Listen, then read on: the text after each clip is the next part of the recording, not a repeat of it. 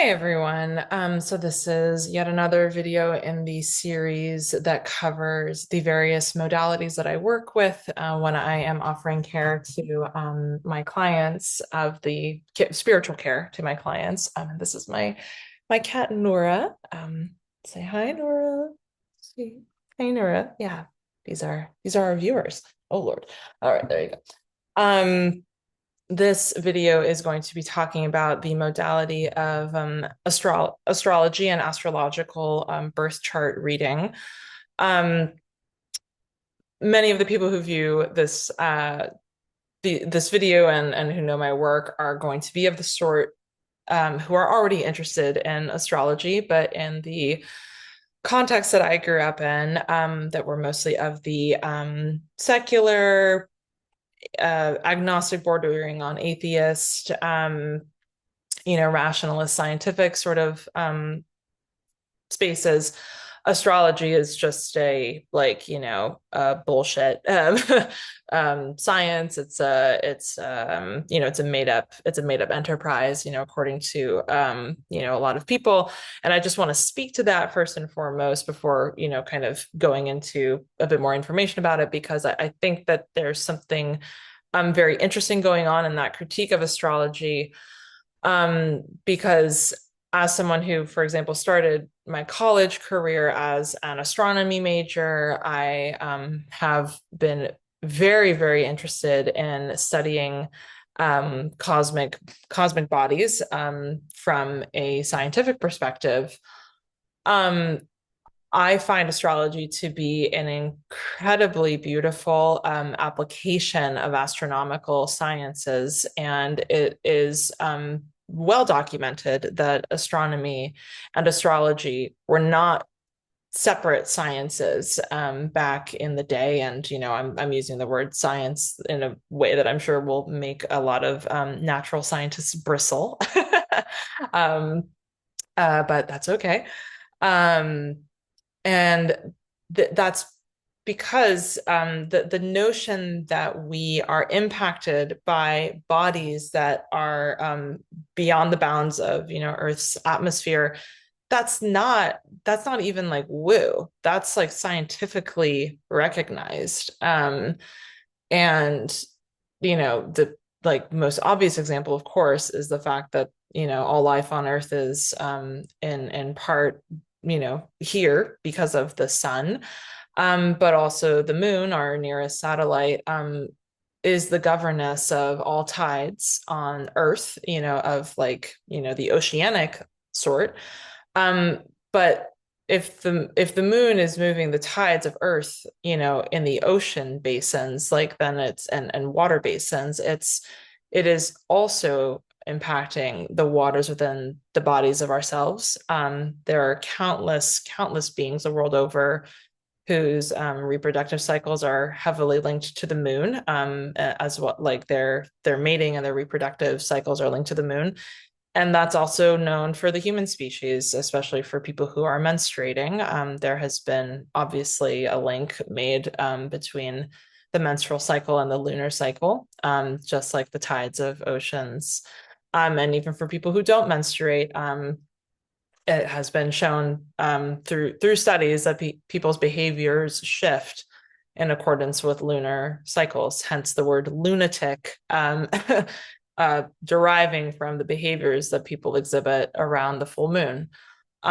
So, I'm not trying to um, negate the fact that there are ways of doing astrology that are obviously bullshit, of the like Cosmopolitan magazine horoscope type, sort of astrology practice, but to dismiss this art out of hand because of that kind of grifting does a huge disservice to the human species, because astrological sciences and artistry, there are millennia's worth of research done into how cosmic bodies impact behavior and relationship within the human realm, um, that are very helpful for helping us to understand ourselves and how and why we might either be navigating life in a particular way or may want to shift so as to meet life in a different manner. And so that's where astrological birth chart readings come in. If you're not aware of what a birth chart is of the astrological sort, it is essentially a map of the sky in the form of a circle, um, as the sky was at the moment of your birth. Some people are not everyone is in agreement as to what exactly is denoted by the moment of your birth, whether it's the moment that your head begins to crown out of the body from which you came, either through a C-section or a vaginal birth. Or when you take your first breath, which in some cases is not immediately after someone is born. Regardless, I mean, some people really, really get very, very intense about the exact moment that you're considered to have been born. But whatever is on your birth certificate is, what I consider to just be at least a great working start that will offer great information. The only moments where that might come into question is if a particular body in a chart is very close to a border with another part of the chart. And in that case, maybe you would want to get more specific with the exact timing. But even then, there's still a lot of great information to be had. That sort of, kind of technical information taken care of. The chart is, again, a circular map that pictorially depicts how the sky was when you were born.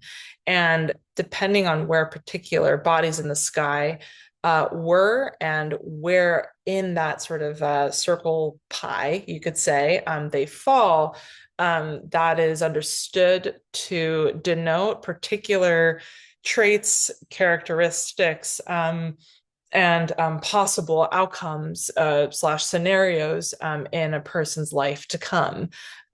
So, the astrological sciences have often been used for like sort of future telling purposes of the sort of like, oh, this person's life will be very fruitful and generative and abundant, or this one is, doomed to a life of, toil and struggle and all of that. Very similar to my cartomancy and divination video, in which I talk about how I don't use divinatory practice for the purpose of future telling. I don't use astrological chart reading for the purpose of future telling. For me, what that chart is a picture, like a snapshot of the kind of outline of a person's makeup, from the spiritual, psychological, and relational sort. Some people also have a somatic kind of health lens that they look at the chart through. I'm not trained in that art, at least not yet. Maybe someday that will change, but I don't take a somatic approach yet to understanding what a chart might denote about someone's body and their health.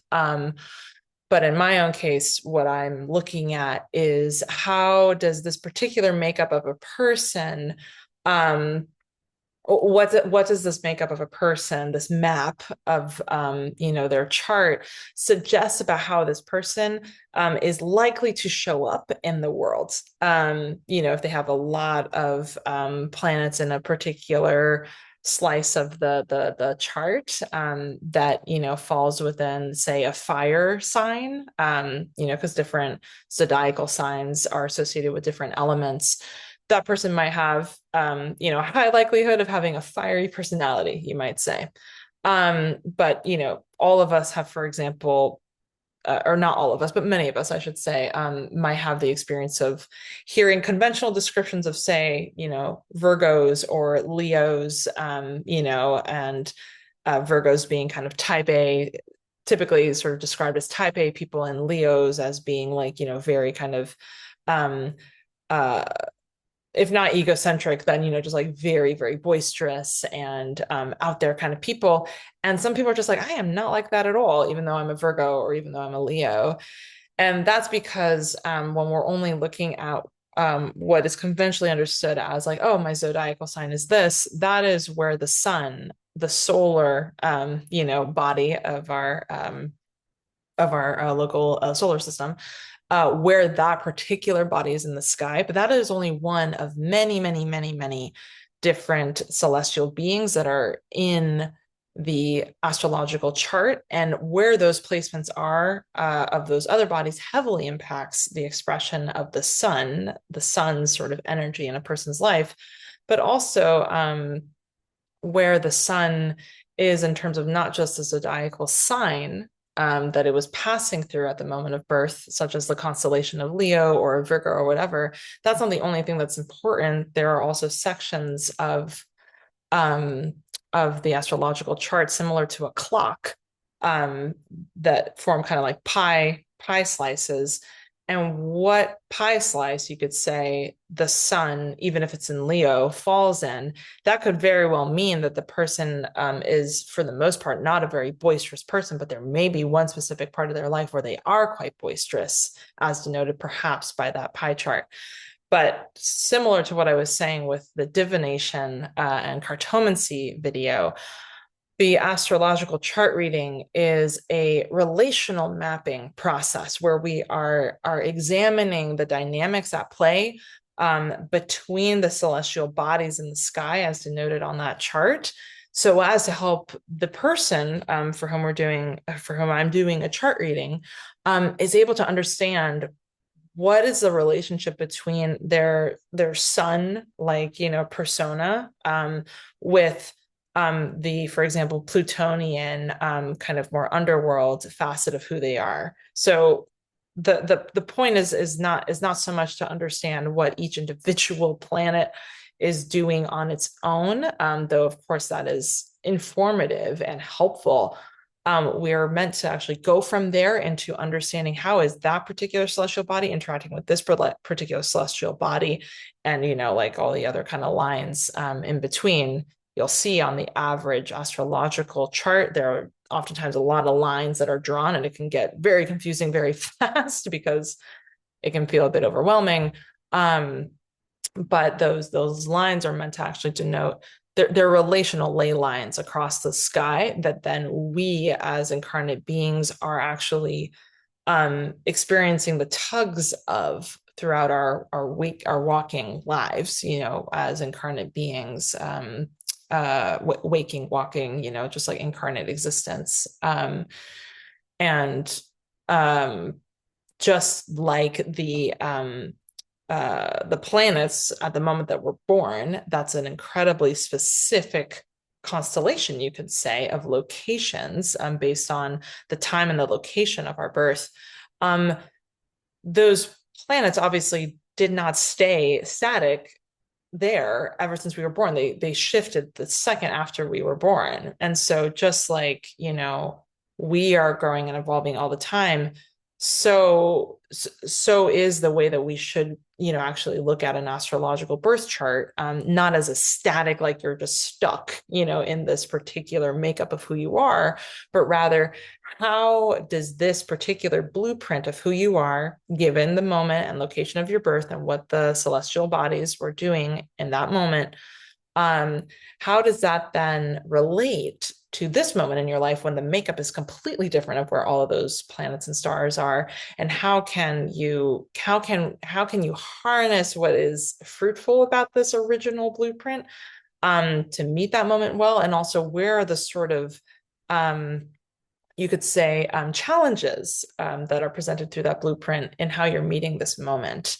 At the time of recording this, I am not yet trained enough to be able to do readings that speak to the transits between, then and now with great depth. So I mostly in this moment focus on looking at someone's original blueprint of their birth chart to help give them a better sense of who according to astrological sciences they are organically wired to be, not again to keep them stuck in that moment, but to give them a compassionate understanding of like, Oh, well, then that makes sense as to why this particular facet of your life seems to continuously be a challenge, and also why you seem to continuously be very effective at this other sort of thing.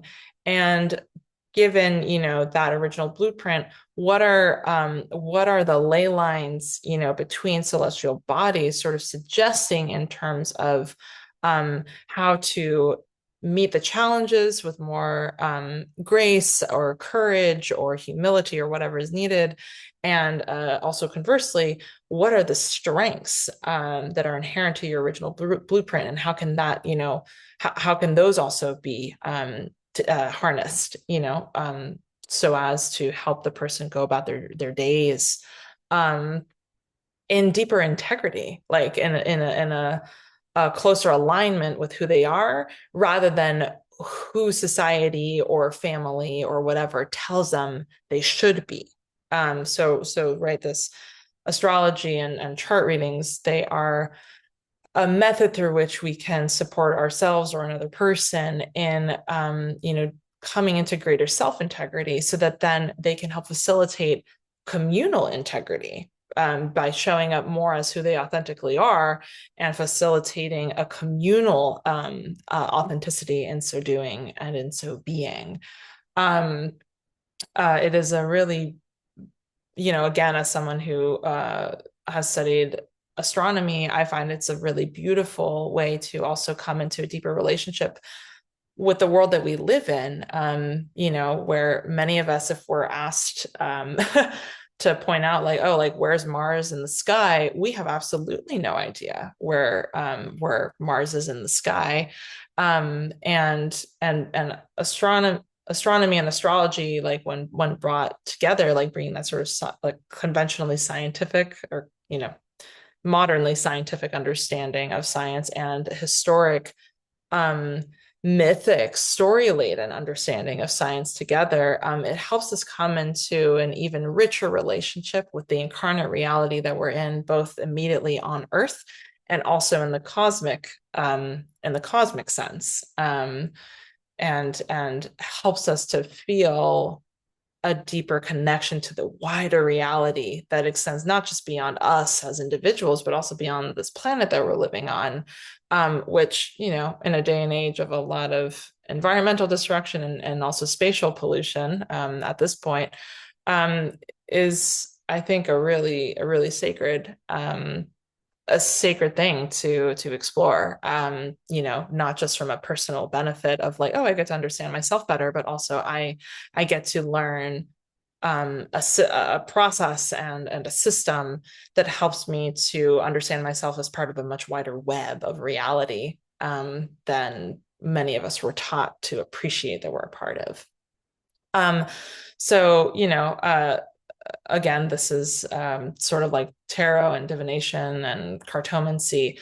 There are many, many, many astrologers out there who can do a chart reading. I'm just one among many. But in my own experience, I have found that people who, take an approach to astrology that's a bit less future oriented and more oriented towards helping people cultivate a deepened relationship with themselves, their process, and the reality that surrounds them, I find that approach to be more effective than sort of like future fortune telling type astrology.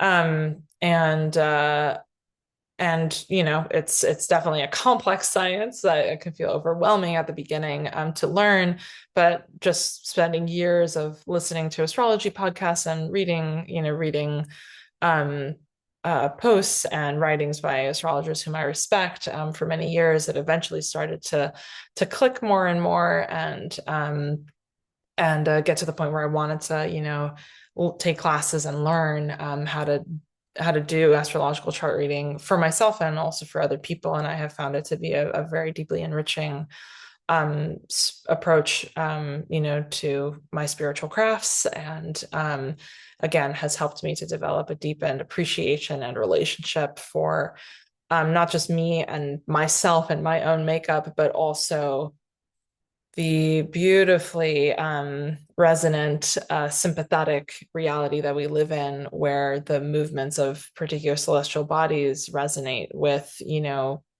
tiny me on planet Earth. That's a very, I would say, meaningful, and not just from a metaphoric sense, but like from a practical sense, that is a very healing way to understand oneself, to be in a relationship with reality. So if you have any questions or comments about anything that was shared here, please feel free to message me with them, and look forward to potentially working with some of you in the, by offering you astrological birth chart readings. But again, I'm not the only person who offers this. There are many resources for being able to explore this if I'm not quite the right person. But either way, I hope that you're able to really tap into some beautiful insights and experiences by deepening into an astrological exploration. So thanks so much for listening, and yeah, reach out if anything comes up.